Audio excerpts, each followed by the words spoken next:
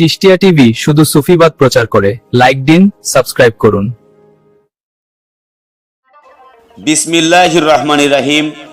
আসসালামু আলাইকুম ওয়া রাহমাতুল্লাহি ওয়া বারাকাতুহু।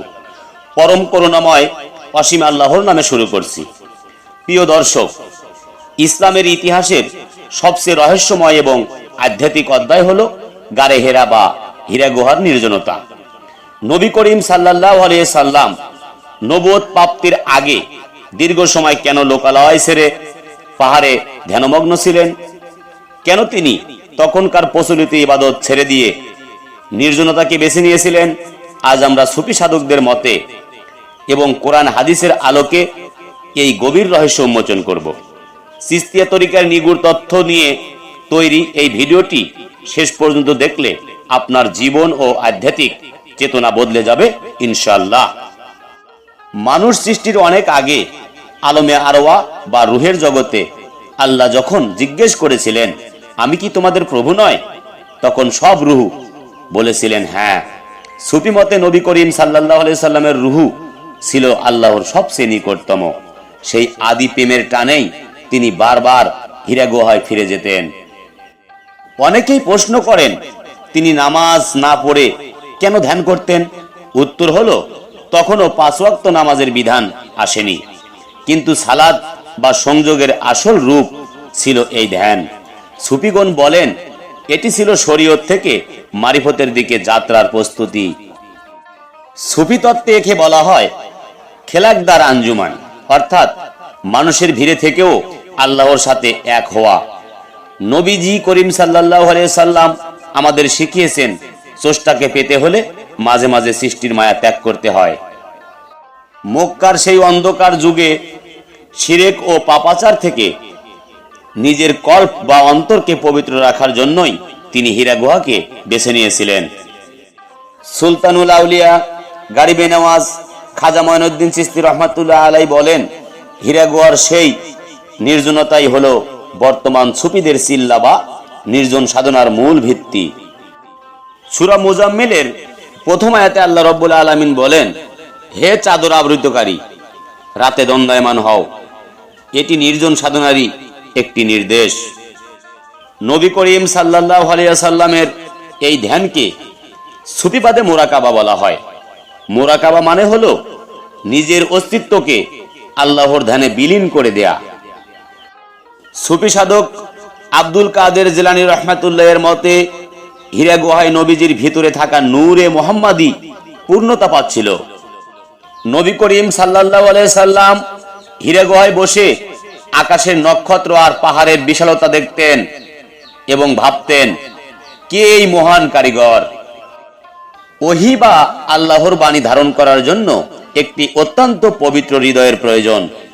হীরা গুহার সাধনা ছিল সেই হৃদয় বা কল্পকে আয়নার মতো পরিষ্কার করার প্রক্রিয়া।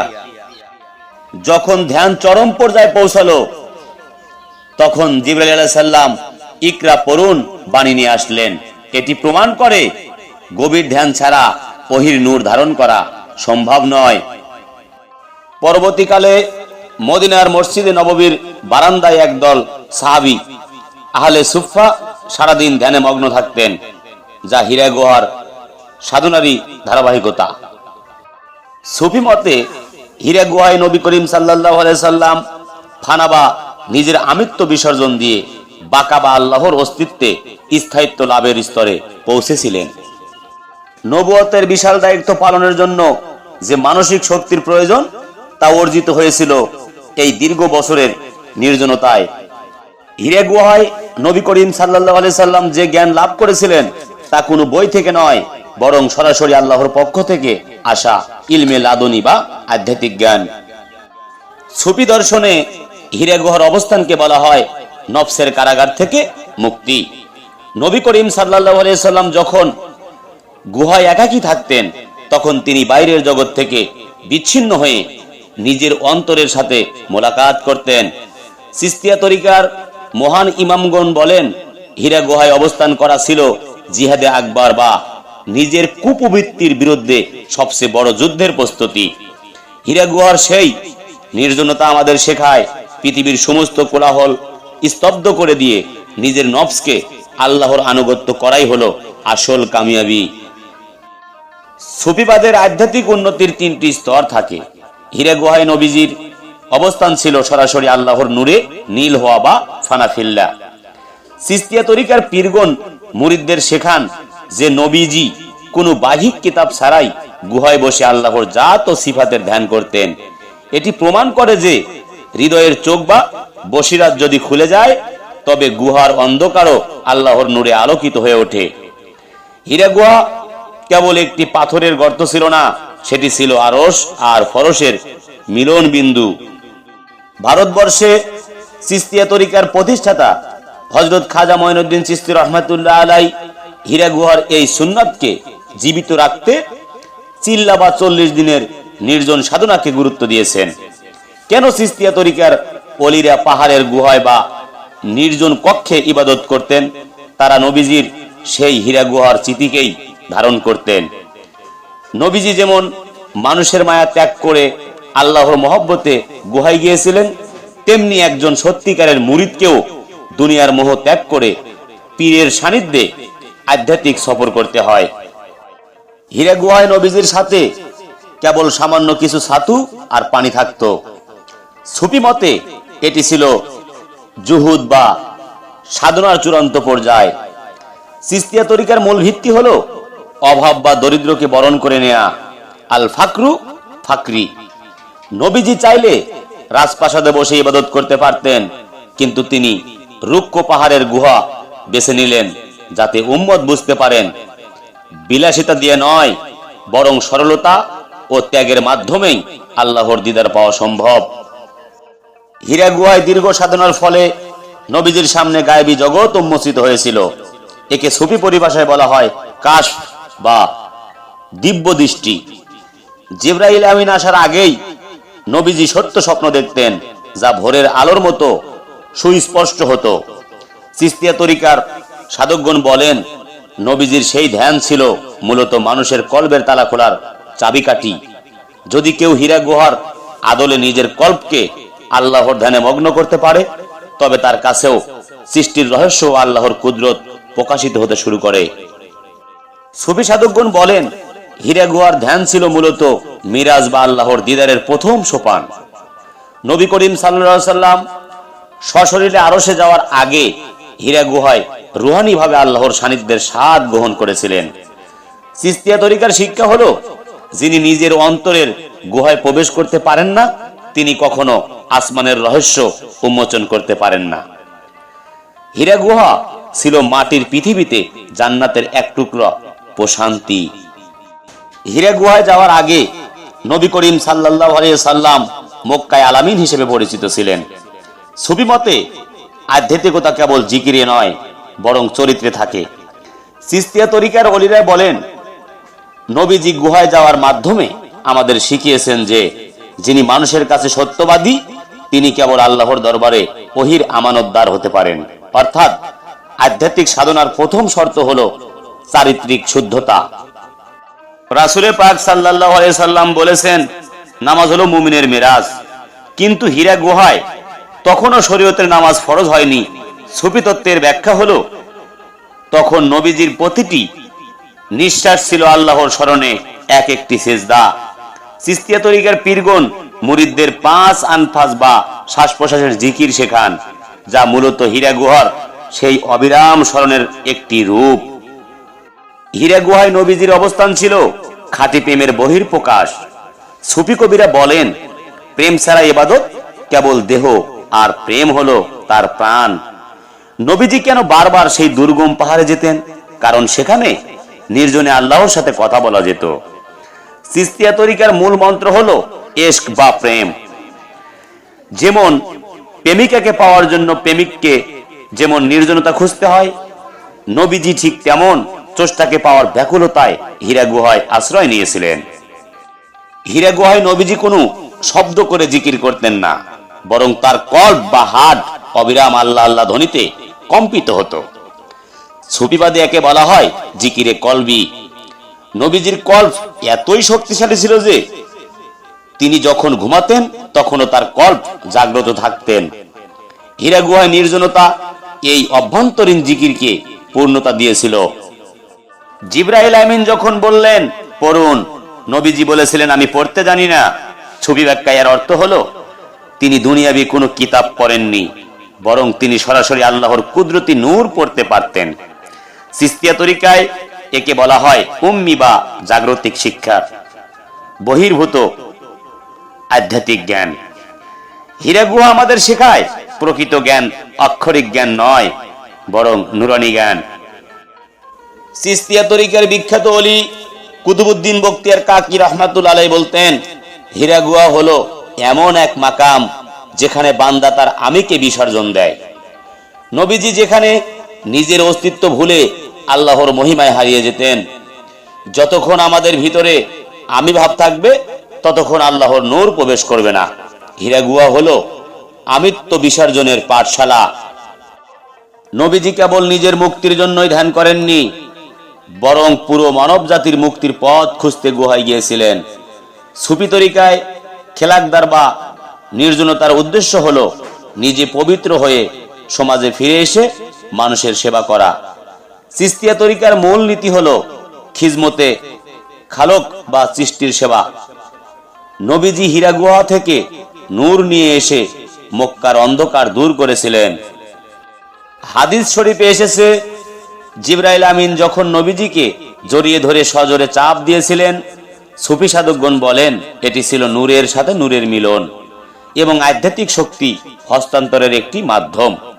তরিকত বা পীর মুরিদি প্রথায় তাওয়াজ্জু বা নজরের মাধ্যমে যে শক্তি মুরিদ পায় তার মূল উৎস হলো হীরা গুহার সেই আলিঙ্গন। হীরা গুহার নির্জনতা, ক্ষুধা এবং রুক্ষ পরিবেশ সহ্য করা ছিল চরম ধৈর্যের পরীক্ষা। চিশতিয়া তরিকায় সবুর বা ধৈর্য একটি বড় স্তর। নবীজি আমাদের শিখিয়েছেন যে বড় কিছু পাওয়ার জন্য কঠোর সাধনা ও ধৈর্যের প্রয়োজন।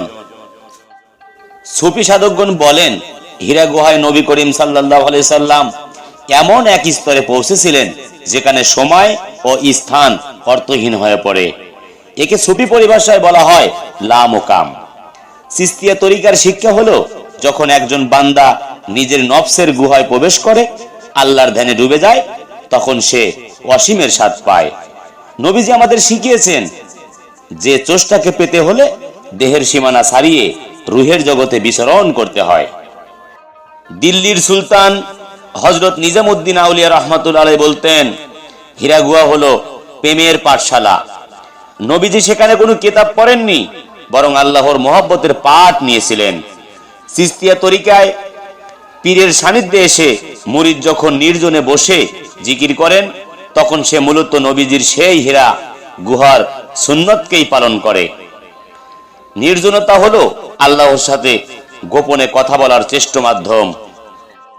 হাদিস শরীফে বর্ণিত আছে যে নিজেকে চিনেছে সে তার প্রভুকেই চিনেছে।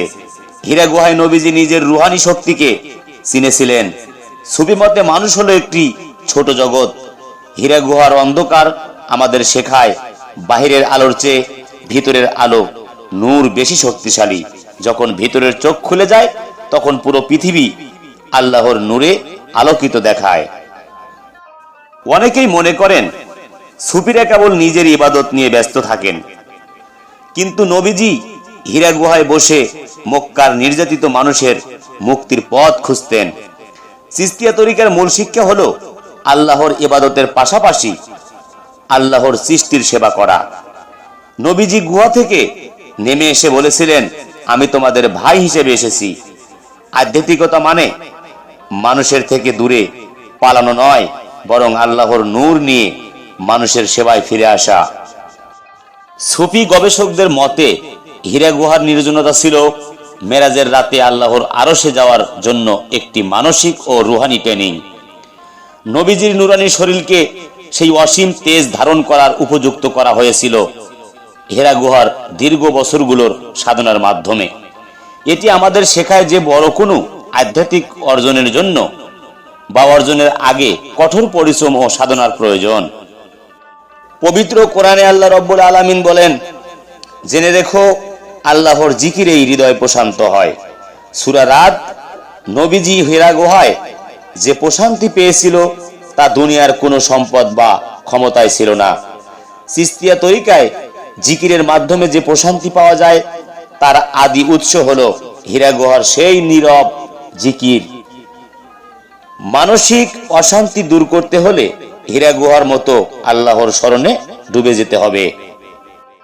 ওলি আল্লাহগণ যখন মুরিদের কলবে হাত রেখে তাওয়াজ্জু দেন তখন তারা মূলত নবীজির সেই হীরা গুহার ফয়েজ বা আধ্যাত্মিক শক্তি স্থানান্তর করেন। চিশতিয়া তরিকায় সিলসিলার মাধ্যমে এই নূর নবীজি থেকে পীর পর্যন্ত এবং পীর থেকে মুরিদ পর্যন্ত প্রবাহিত হয়। হীরা গুহার সেই নূর আজও ওলিদের মাধ্যমে দুনিয়ায় বিলানো হচ্ছে। নবী করিম সাল্লাল্লাহু আলাইহি সাল্লাম নবুয়ত পাওয়ার আগে হীরা গুহায় গিয়ে প্রমাণ করেছেন যে সমাজ পরিবর্তন করতে হলে আগে নিজের ভিতরে পরিবর্তন আনতে হয়। সুফি দর্শনে একে বলা হয় নুরানি বিপ্লব। চিশতিয়া তরিকার প্রচারকগণ তরোয়ার দিয়ে নয় বরং হীরা গুহার সেই আধ্যাত্মিক নূর এবং চারিত্রিক মাধুর্য দিয়ে মানুষের মন জয় করেছিলেন। হীরা গুহার সেই নির্জন সাধনার দরজা কিয়ামত পর্যন্ত খোলা আছে। যারা আল্লাহর ওলিদের পথে চলেন তারা আজও নির্জনে বসে হীরা গুহার স্বাদ পান। চিশতিয়া তরিকার চিল্লা এবং মোরাকাবা হলো নবীজির সেই মহান সুন্নতের আধুনিক রূপ। হীরা গুহার নির্জনতা শেষে নবীজি যখন নবুয়ত পেলেন তখন শুরু হলো এক নতুন ইতিহাস। সুফি মতে নির্জনতা হলো প্রস্তুতির সময় আর কর্মক্ষেত্র হলো তার ফল। হীরা গুহার সেই নূরই পরবর্তীকালে মক্কা বিজয় এবং মদিনা রাষ্ট্রের ভিত্তি স্থাপন করেছিলেন। সুতরাং আধ্যাত্মিকতা ছাড়া কোনো প্রকৃত সাফল্য সম্ভব নয়। প্রিয় দর্শক, এতক্ষণ আমরা হীরা গুহার নিগুড় আধ্যাত্মিক রহস্য নিয়ে আলোচনা করলাম। এই ভিডিওটি কেবল শোনার জন্যই নয় বরং আমাদের জীবনে ধারণ করার জন্য। আপনি যদি আপনার কল্পকে জিন্দা করতে চান এবং চিশতিয়া তরিকার সোনালী সিলসিলার সাথে যুক্ত হয়ে সরাসরি আল্লাহর দিদারের পথে যাত্রা করতে চান তবে আমাদের সাথে যোগাযোগ করুন। আপনি চাইলে সরাসরি সাক্ষাতে বা আমাদের নির্দিষ্ট প্রক্রিয়ার মাধ্যমে বায়াত বা দীক্ষা গ্রহণ করতে পারেন। আধ্যাত্মিক গুরু বা পীরের ছায়াতল ছাড়া এই দুর্গম পথে চলা কঠিন। তাসওয়াফ বা সুফিবাদের গভীর তথ্য বুঝতে আমাদের কাছে সুফিবাদ বিষয়ক বিশেষ কিতাবসমূহ পাওয়া যায়। যারা ধ্যানের সঠিক পদ্ধতি এবং নবীজির আধ্যাত্মিক জীবন নিয়ে আরো বিস্তারিত জানতে আগ্রহী তারা আজই আমাদের সাথে যোগাযোগ করে বইগুলো সংগ্রহ করুন। দ্বীনের খেজমত এবং চিশতিয়া তরিকার প্রসারে আমরা কাজ করে যাচ্ছি। আমাদের চিশতিয়া তরিকার উন্নয়ন ও সুফি সেবা ফাউন্ডেশন এর সদস্য হয়ে আপনিও মানবতার সেবা এবং সুফি দর্শনের আলো ছড়িয়ে দেওয়ার এই মহৎ কাজে শরীক হতে পারেন। ভিডিওটি ভালো লাগলে লাইক দিন এবং আমাদের চ্যানেলটি সাবস্ক্রাইব করে সুফিবাদের এই কাফেলায় যুক্ত থাকুন। এই নূরের কথাগুলো শেয়ার করে আপনার বন্ধুদের সত্যের পথ দেখান। আল্লাহ হাফেজ। চিশতিয়া তরিকার আলো ছড়িয়ে পড়ুক সবার হৃদয়ে। সবাই ভালো থাকবেন, সুস্থ থাকবেন।